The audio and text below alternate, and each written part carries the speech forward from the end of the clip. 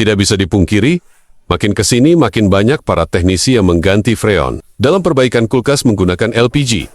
Karena memang selain harganya murah, ternyata LPG itu mempunyai beberapa kelebihan lainnya. Tapi pemakaian LPG dalam servis kulkas tidak dianjurkan untuk para pemula, karena bisa jadi LPG malah dianggap biang kerok. Dan bila itu terjadi, Anda tidak dapat keuntungan memakai LPG yang murah dan beberapa kelebihan lainnya. Kita para teknisi kulkas yang udah dikatakan senior lah, pasti pada mengakui pada awal-awal servis kulkas dahulu, banyak mengalami kegagalan. Entah kulkas nggak dingin normal, atau permasalahan-permasalahan lainnya. Bahkan parahnya lagi kompresor kulkas yang tadinya hidup malah jadi mati, karena kurang tepat penanganannya. Tapi seiring bertambahnya waktu dan pengalaman kita, hal-hal tersebut jadi jarang kita alami lagi. Bahkan bisa dikatakan 100% penanganan kulkas berhasil. Makanya di video ini, judulnya perbaikan kulkas menggunakan LPG bukan untuk pemula. Karena memang perbaikan kulkas itu bukan cuma ditentukan oleh freon atau LPG-nya saja, tapi banyak faktor-faktor pendukung yang memang harus benar dalam pengaplikasiannya. Karena video ini topiknya pada pembahasan freon, jadi kita fokuskan pada perbaikan kulkas yang ada hubungannya dengan pengisian freon. Dan beberapa kendala dalam pengisian freon pada kulkas, diantaranya adalah 1.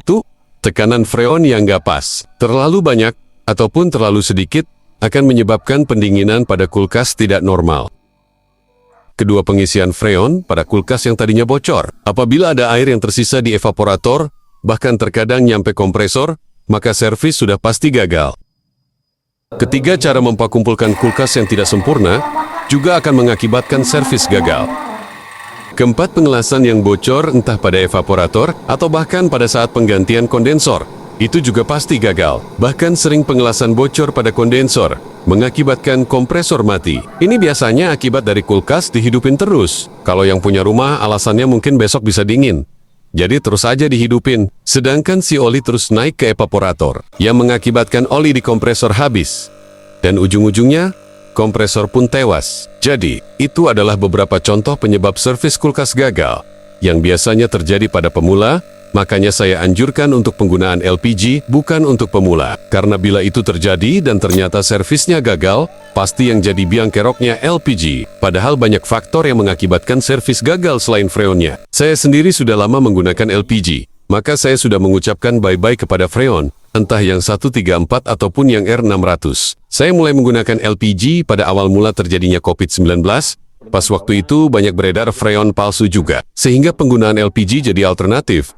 Dan sampai sekarang malah jadi kecanduan. Karena memang LPG selain harganya murah, juga memiliki kelebihan-kelebihan yang tidak dimiliki oleh freon. Walaupun sebenarnya banyak orang yang anti LPG, ngatain jelek lah, ngarat lah, pipa hisapnya banyak esnya lah, dan lain-lain. Tapi saya yakin yang berkomentar tidak pernah mencobanya.